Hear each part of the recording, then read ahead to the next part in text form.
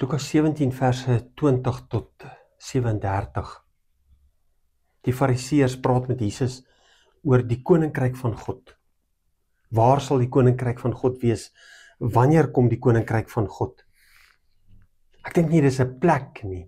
Ek dink nie dis 'n enkele plek nie. Ek dink nie dis 'n sekere tydperk nie.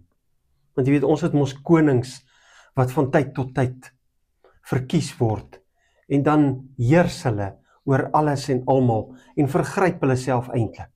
En daarom het 'n koninkryk vir ons in hierdie wêreld 'n bietjie 'n vreemde konsep geword. En wanneer hulle hom vra, dan sê hy hierdie woorde in vers 21. Hulle sal nie kan sê, kyk, hier is dit, of daar is dit nie. Want die koninkryk van God is hier by julle. Tadadada, hier is ek. Jesus Christus is die koninkryk van God. Jesus Christus in jou lewe is die vestiging van die koninkryk van God in jou lewe. Die koninkryk van God maak net sin wanneer jy in Christus is, wanneer jy hom ken, wanneer hy in jou is en wanneer jy deel word van sy familie. Jesus Christus is die koninkryk van God. Want God is die koninkryk in Christus.